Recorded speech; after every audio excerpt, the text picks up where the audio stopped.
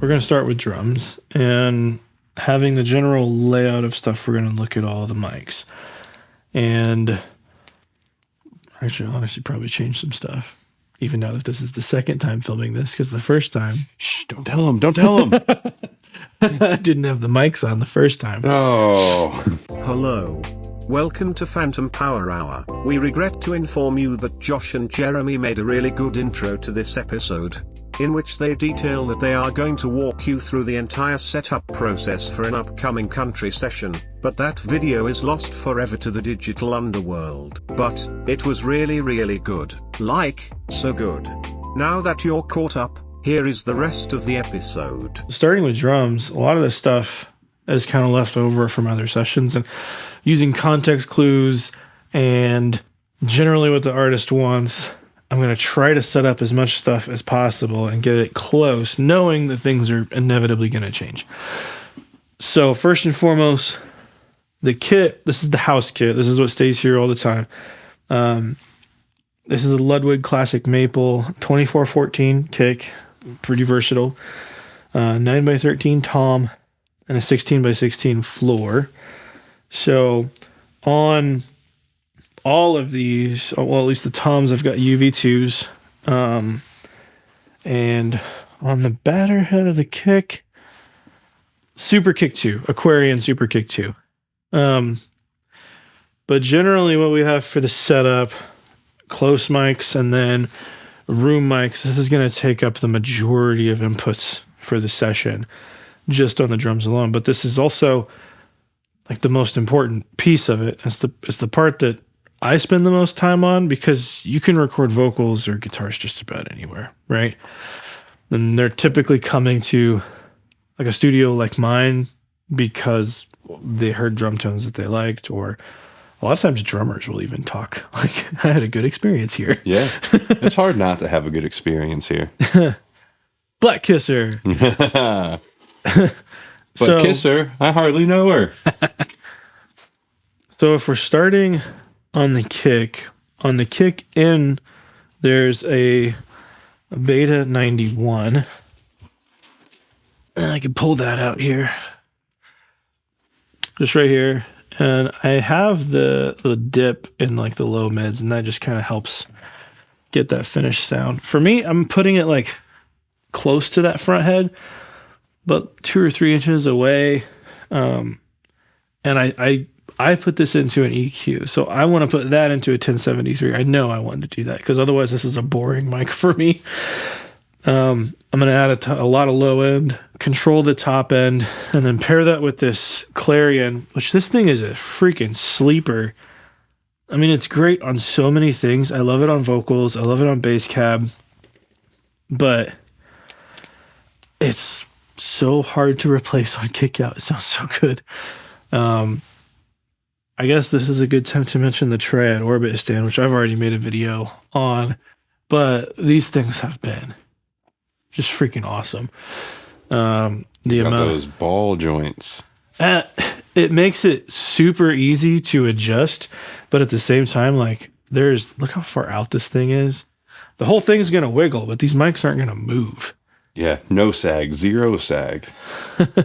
And I love that. But the other piece of this, if this isn't the right mic, like boom, quick release, I put another set of overheads on here.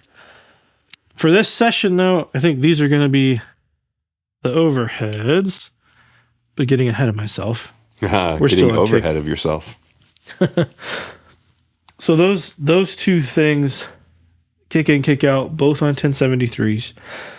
And again, this is a rhythm session, so I know like I'm not necessarily going for like a final vocal. So the main things I'm trying to capture are everything except the vocal.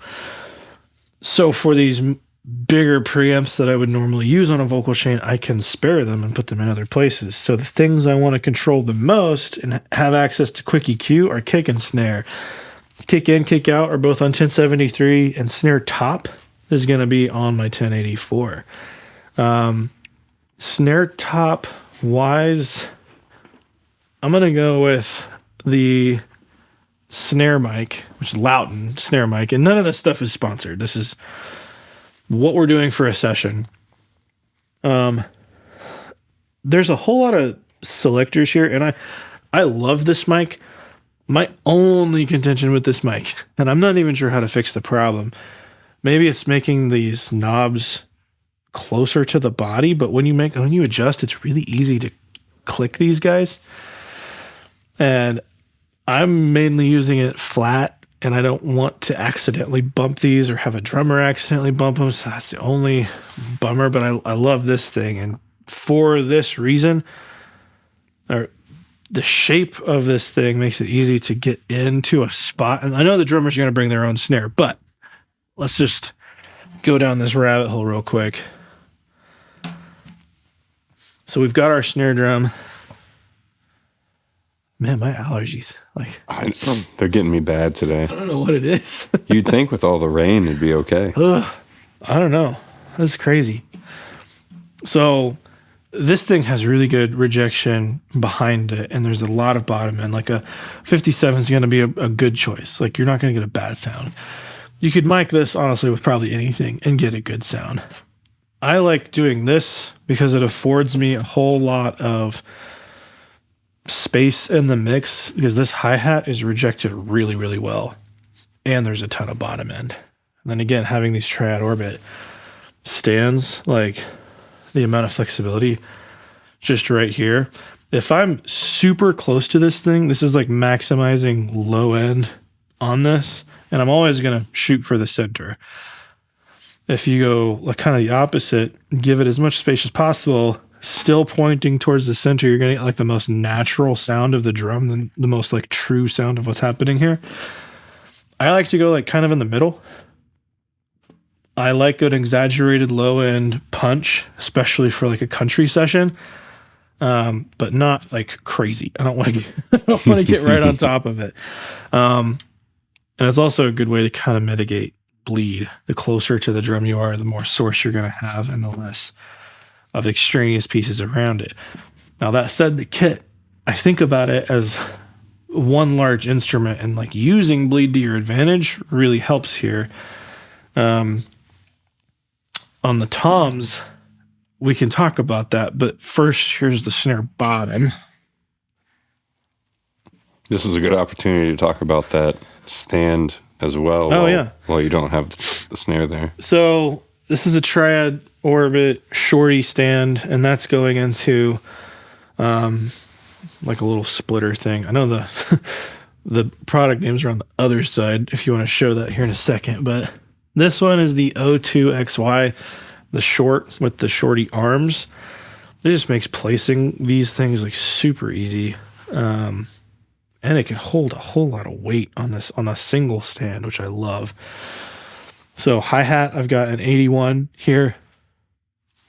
I kind of use whatever for hi-hat. I don't really care.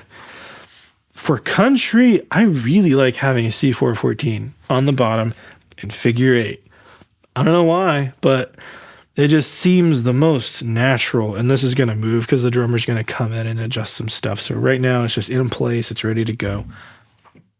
That was a big one. That was a big one.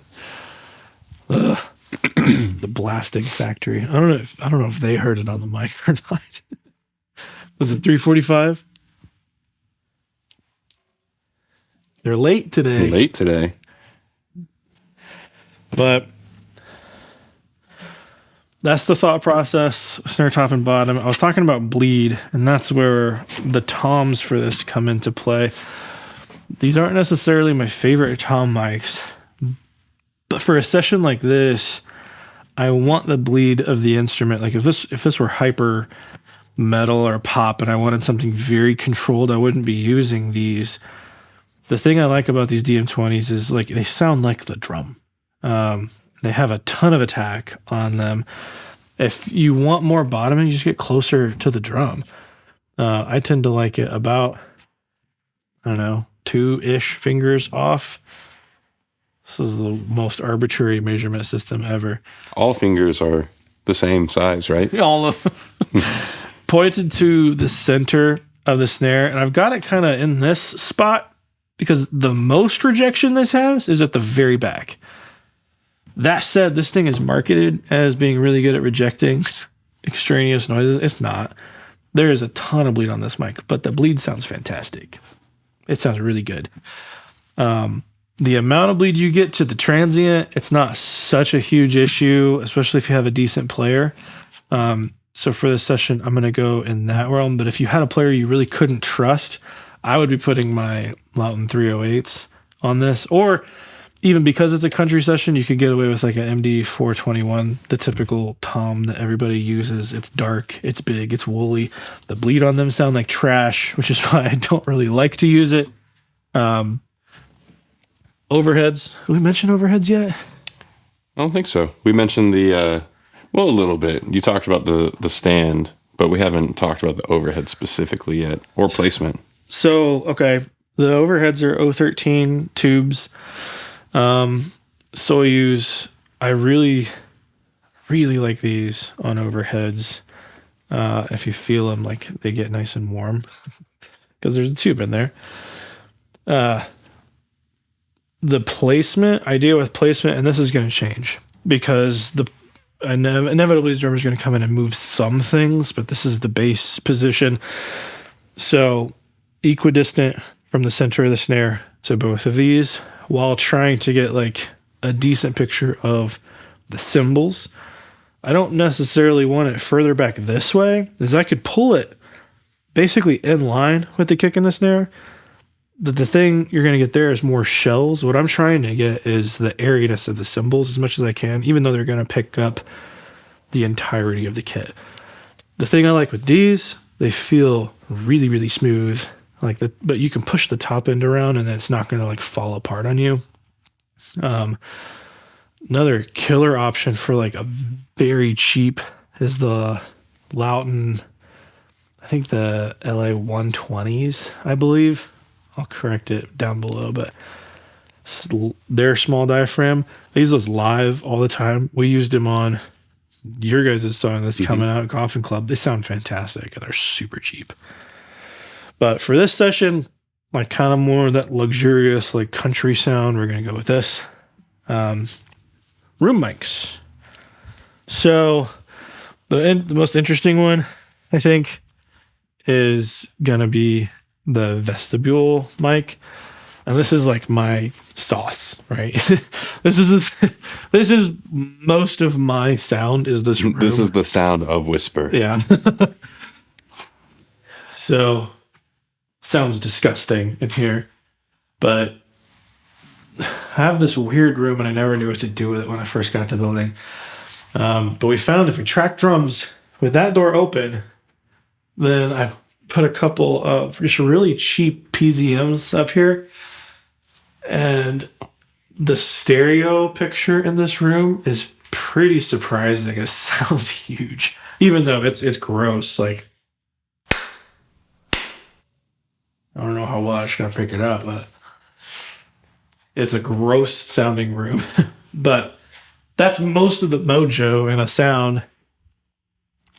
Like if you have a weird space in a studio that's like small, try to get the mics as far away from your kit. However you could do that. Like if you have an extra room or a closet, or get it behind a door. I mean, if you're in one room, set up something that physically blocks it from the drum set and put the mic behind it. All you're wanting to do is get that as much actual pre-delay in that sound as possible. It hears the impact different from the impact of the drum. What are some of the weirdest kind of extra mic placements you've seen? Because I've seen inside of like open dryers, for example, putting a mic in a dryer and leaving the door open. That would probably sound really cool. Yeah. I saw a video somebody did. They put like I don't know if it was a 57 or something, basically inside the body of an acoustic guitar. Interesting. In front of the kit, and it sounded massive. I've tried to recreate it. Yeah, I couldn't get it to work, but that's probably one of the more weird ones. We need to do a track where I put a 57 in my mouth and stand in front of the drum kit. Take an impulse. Uh-huh. So let me write these down real quick. So you're making your input list just to make, yeah, like creating the session, pretty straightforward. But we'll talk about it more when we get into the control room, but you usually will pull kind of a previous session in that has most, if not everything, already kind of ran correctly. Yeah. So otherwise it's exhausting to like try to create all this from scratch. I mean, you typically start from the stopping point of the previous session. So at least I know most of my routing is going to work. I'm definitely going to change like inputs here and there. But just pulling something up from before and using that as a starting point will save me hours and makes it super easy when you're like a one-man show. So these room fars. See, I already see a mistake. That's 2 channels, not 1. There we go.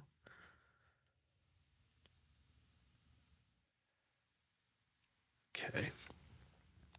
All right. Other room mics on the drums. Got the R44, and this will probably get wheeled around for this session. It could be used on acoustic. We might use it on vocals, but I'm going to pull it up into the kit about here-ish, probably. About where? Here. So probably like 6 feet from the kit. And depending how aggressive we want that might change. And that I'm going to use compression on this mic. Pretty heavy-handed. Exactly what that is, I don't know yet. That's going to be something that we figure out when you guys are in here jamming for like the first 30 minutes of the session. And I'm dialing in those tones. But that position will change. And that's kind of like the aggression factor on the kit for me. And it does not have to be an R44. It could be anything. It could be, if you have something really dark, perfect for that.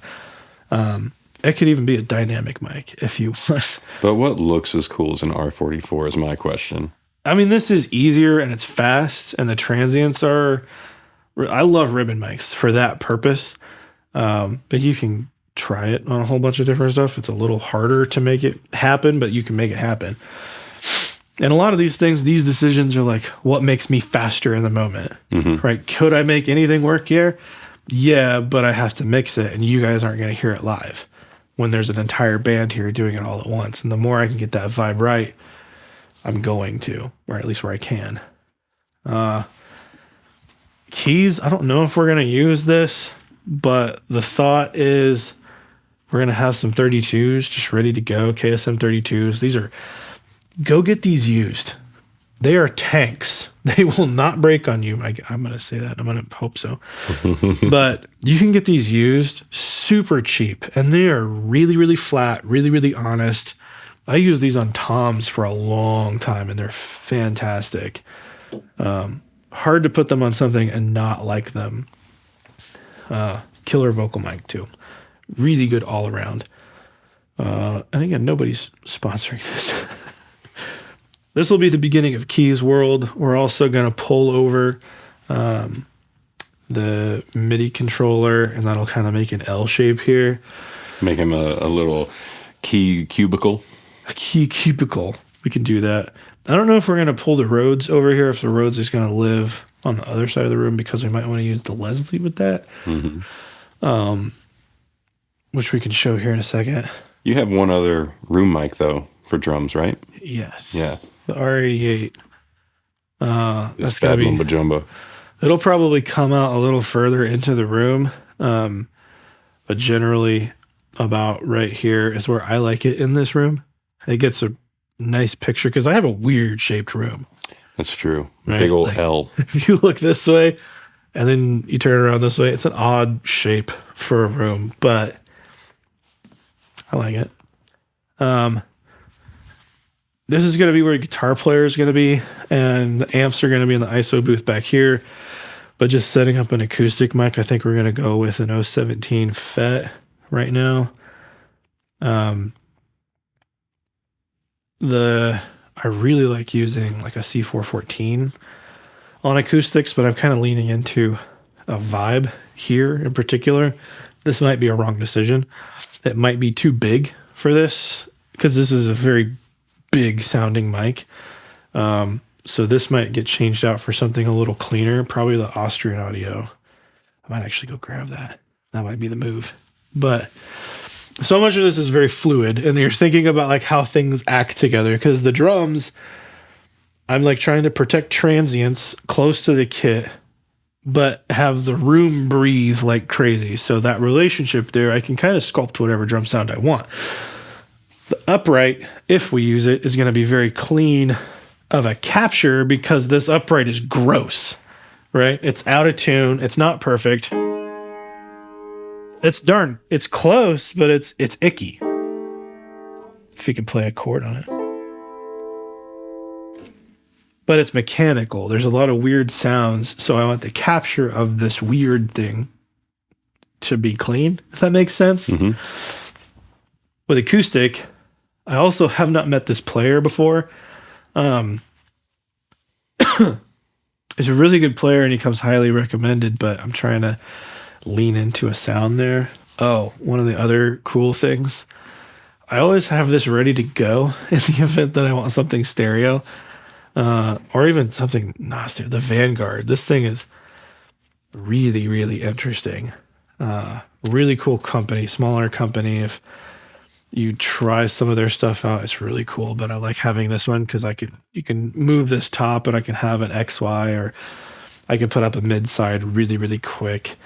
Not sure if I'm going to use it for this particular session, but I have it ready to go, and I can hook it up super fast if I want. Am I jumping around too much? No, not at all. Do we cover everything in this room? I think so.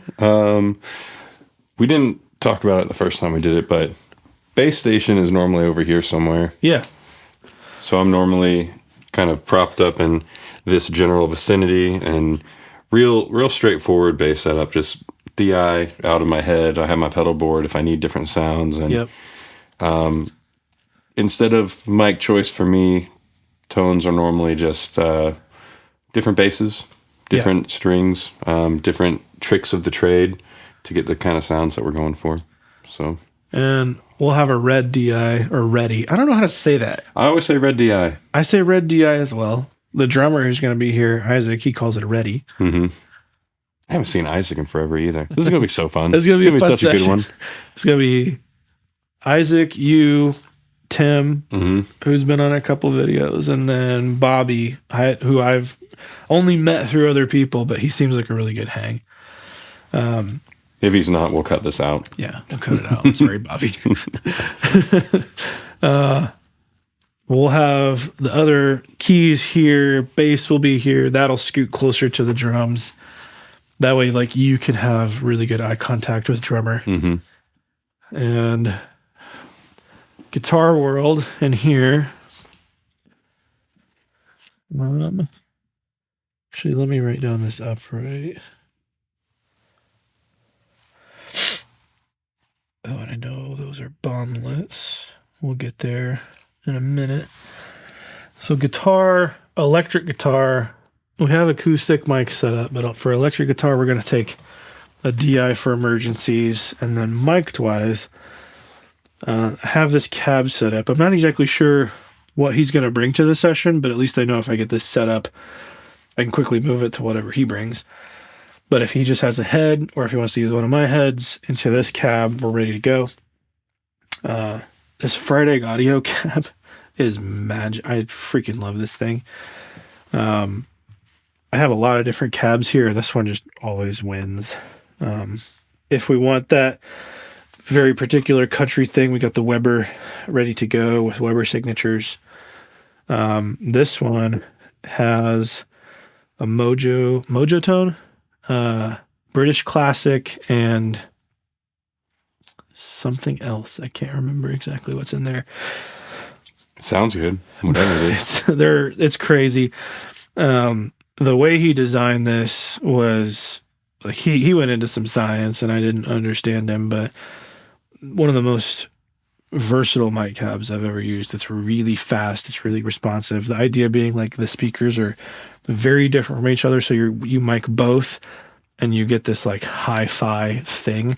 What I'm doing is going on the brighter side with a brighter mic, and on the darker side with a darker mic to get even a wider exaggeration of that. And the So we got the 57 on the brighter side. 57 on the brighter side, and then an M160, which is a dual ribbon on the darker side.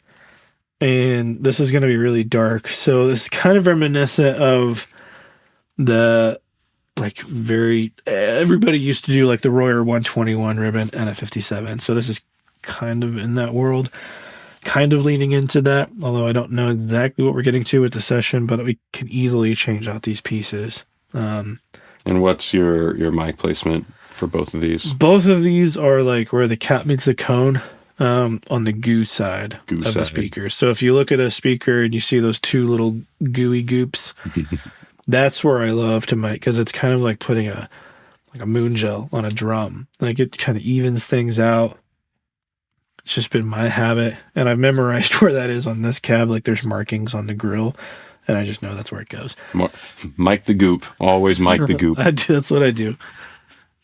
It just seems to like be a tamer version. Like it takes the hair off of the sound, which is stuff you want to carve anyway. And all of this is like, if I'm doing my job perfect, I have to do very little in the box. Yeah. So the more I can get this to work for me, the better. Get the best possible source audio, and it's going to make everything just so much smoother. Exactly. Whoop, embargo. Hide it. No. Making a mess. Avalanche. We'll cut all that out anyway. So I got this stack of replacement ear pads from Deconi. I think that's how you say it. That's how I would say it. I changed out my Beyer, my old headphones that desperately needed it. These things are falling apart, and they're really comfy. So if you need ear pads, check them out. But this is going to be the MIDI controller that will pull over with the upright. The idea here being like, I don't know what sound we're going to need, and this helps us get whatever sound we want. And the player we have coming, Tim, he's really good about dialing in stuff really fast, and he knows what he wants he's very producer minded. He could hear the track and go like, I want this, and he can pull it right up here. And the beauty of this setup, it's the Native Instruments keys. Yeah. Using the Native Instrument plugins, usually. Yep. And so Tim, while he's playing keys, can change the sounds and the models himself without having to ask Jeremy to do it. And then you have like the middleman of communication for figuring out what sounds you're trying to get. It's just much smoother of an experience when you have someone that knows how to use the software controlling it themselves. Although, Arteria, I know you're out there. You're probably not. But if you are, I know you just came out with a new keyboard that has all of your awesome patches built into the keyboard itself. Yeah. I want one real bad. That sounds awesome. Because the weird part, we're probably going to be using this Native Instruments to trigger Piano V3 of Arteria. So was it like the holiday episode when I went on and on about Arteria stuff because it had the bundle? They're fantastic. It's so good. I've been using more and more Arteria stuff, like for the very predictable sounds, like organ sounds, upright sounds. Like the Gentleman was definitely like a go-to for me for years with Native Instruments, but Arteria is bringing the heat, man. I don't know how they've done it, but it's not CPU intensive at all. No, it's very lightweight. Yeah. So we'll wheel that around. We have the Rhodes here, which we're probably going to keep right here. And I'll just set up another listening station with another box here, take a DI, and then also run it into an amp with a hot plate here. Like basically just a power soak so that this speaker is not going to work. This is a Mesa Mark IIB, really old, looks gnarly, sounds incredible. But that's going to go into this in here. This is what I'm most excited for. This is our Leslie we just got. Somebody left it. Somebody just gave it to me. Bonkers, but it sounds incredible. I've got two bomblets on either side here to mic it up, and you've got like your variable speed. I could sleep to that sound. it's a cool box. Like, it sounds really cool. I'll have to show you a track I recorded with a band, and we did an intro with that Rhodes and this. Dude, it sounds like it's wild. I wish we could sample it. It's a recipe for magic. Vocals here. I'm trying a couple things. Like, this is ChatGPT coming in for the win here on one of the last episodes. Mm-hmm. I did a couple recommendations that I'm listening to. Because MA300 here, Mojave's tube mic. This is an incredible mic. It is very. It has a vibe. And I like that vibe, but I don't know this person's voice. So I'm also going to set up the Loudon Eden here, which has 3 different circuits, and I can kind of pick and choose here. This first rhythm session with this artist, I'm not actually capturing the final vocal. So this is kind of me. I get to experiment with this guy's voice in context of a band without having to worry about, am I going to mess it up? So this is a perfect time to experiment with weird stuff on somebody's vocal that you wouldn't otherwise do, because getting the vocal is really just for the ease of the band to know what's happening. This might be a good time to talk about the power plays. Yeah. Every player is going to have a power play, and these are just left over from when I first got the building. And there's a ton of different options for like hearback systems now or personal mixers. We just have the Behringers. Do they sound that great? Well, you tell me. You're the one using them most of the time. You know, my feeling on these are the same as my feeling as a player with IEMs, with in-ear monitors.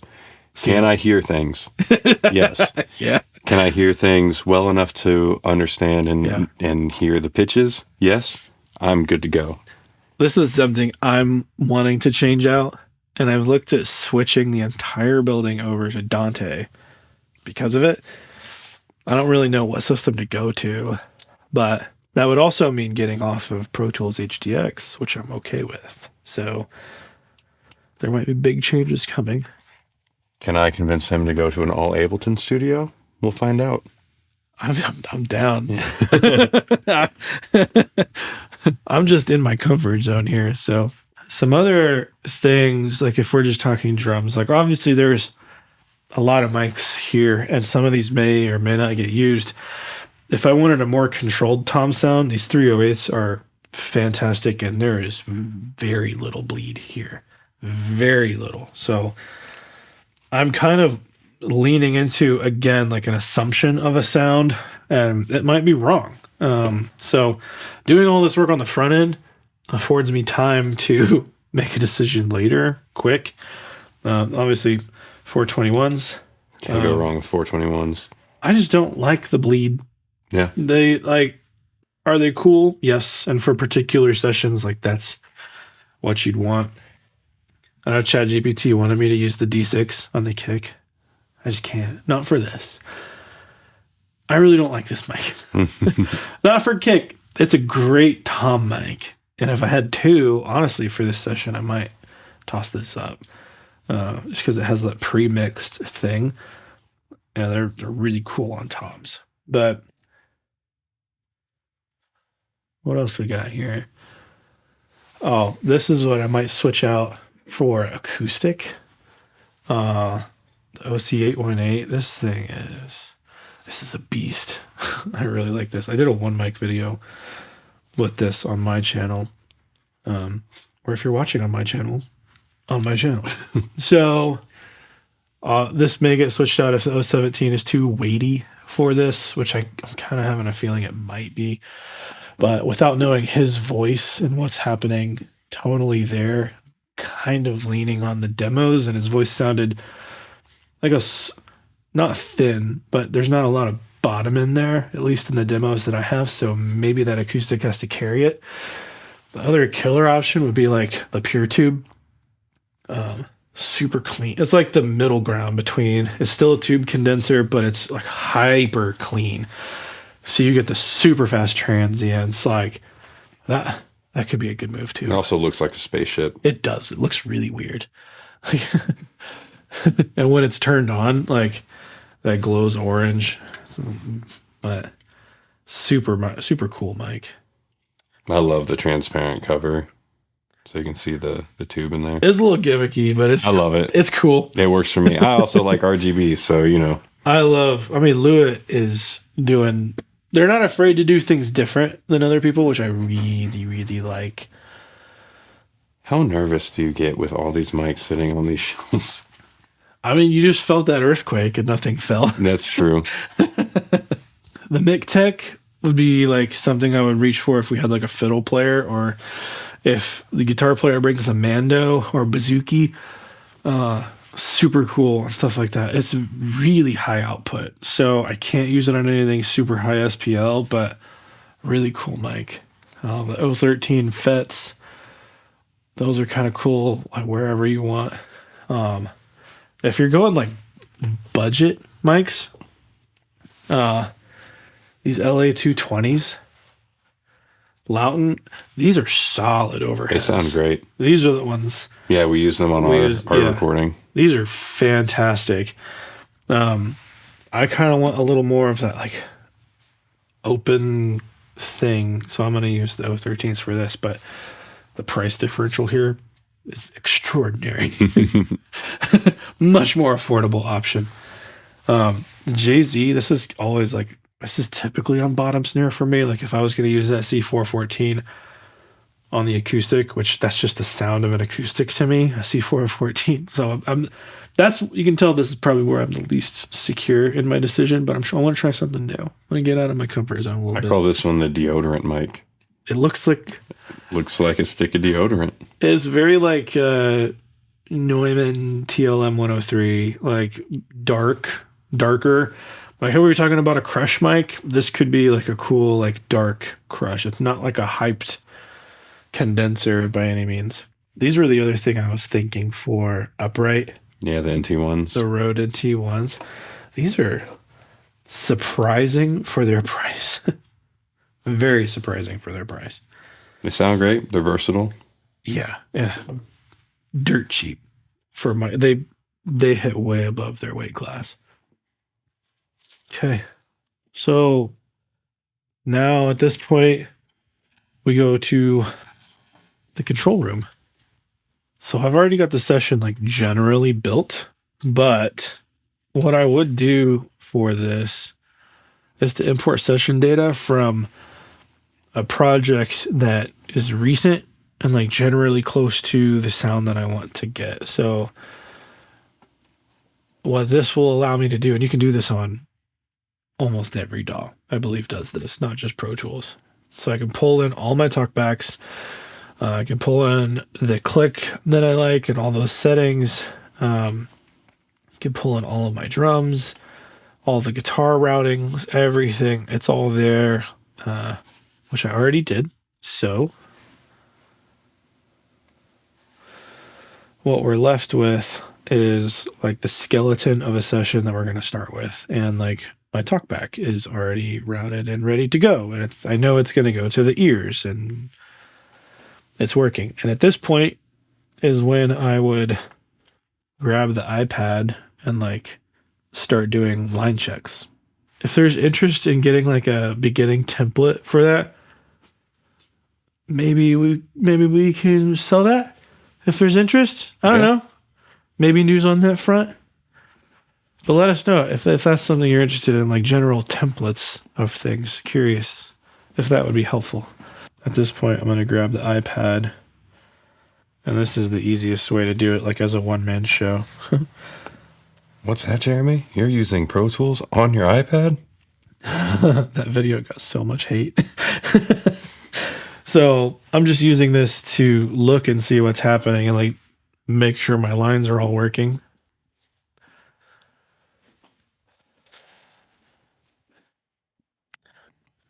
Yep. I'm lightly tapping, despite what it sounds like. Sweet. Yep. Yep. Yep.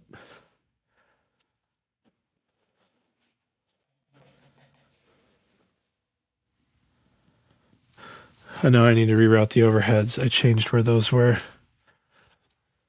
So, okay. Let's go there. Cool. How did you do this before you could use the iPad? Back and forth. I would hit record in that room and go do all the taps, and whichever one didn't see a transient on, I would track down the problem. Took way longer. Yeah, I was gonna say that's like what, a good half an hour. Oh yeah. So this is definitely a much easier process. But that's basically it. Yeah. I mean, I guess the only other thing is what outboard gear is being used where. If you do want a much more kind of in-depth run through of all of Jeremy's outboard gear and how he uses it and when and why, we had a whole episode a few months back, but I can drop that link in the description if you want to get a really full depth run through of everything. Heck yeah. So what we're doing, most of the drums are going to be on the Cappies, the classic API stuff called Cappy for trademark reasons. Like very API, very like fast American type of sound, as opposed to your like more British style stuff, the Neve stuff. So kick in is going to be on this one here, mainly so I can push like low end. Kick out will be doing the same thing. Because I like that saturated sound too. With these Neves, these are very imperfect. They break up in really weird ways. But on kick drum, it really works. And the Newton, I really like this on snare. So I'm actually gonna use this on snare. Have it right? Yep. Okay. So the texture on this silk is just so nice on a snare drum. And like there's a compressor here, but it's really, really slow. Kind of exactly what you want for tracking a snare. The room mics are probably going to get obliterated with the Fatso. I know at least the R44 will. I'm sure either kick or snare will see a distressor at some point. I love sending toms through optical circuits. So I'll probably send toms through like the ELOP. But what I want to do is use it on his vocal. So I might try toms here just to get the color. I'm not trying to like bring up any noise. I don't want to do a whole lot of compression. I just want the color. And I use the Digimax for all of like the junk stuff, talkbacks, stuff we don't really necessarily have to worry about sound quality of. The ISAs are just tried and true for everything else, like the glue that matches all of these like hyper different things together. Yeah. And then the DI box. Here's your DI, which will be moved out there. Red DI. And then I'm going to try the new AEA DI that I actually won. They didn't send that to me. Like I won it. I had no idea. We'll have to try it out then. I'd never won anything in my life. And they were like, hey, post a picture of an AEA mic and you might win something. It's like, let's go. I don't know if it was fixed or not. I doubt it wasn't fixed.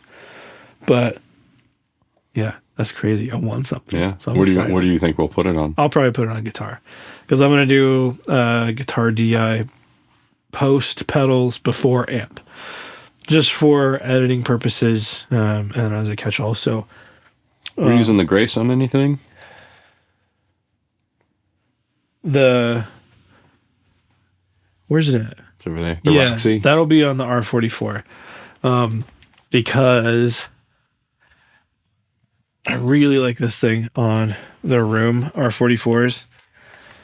And I have put a pedal on here. I might grab the Cali 76 compressor, put it in here, and then that'll be our room sound. What a combo. It's really, it's interesting. And this thing is great for that. Like, it's a killer preamp, perfect for like that ribbon thing, tons of gain, but then being able to put like pedals on it, super fun. It's a little weird, but it's super fun. So that'll go on the R44. I don't know. Do we hit everything? I think that's everything. Covered our key station. Yeah. Bass is just DI. We talked about that. Yep.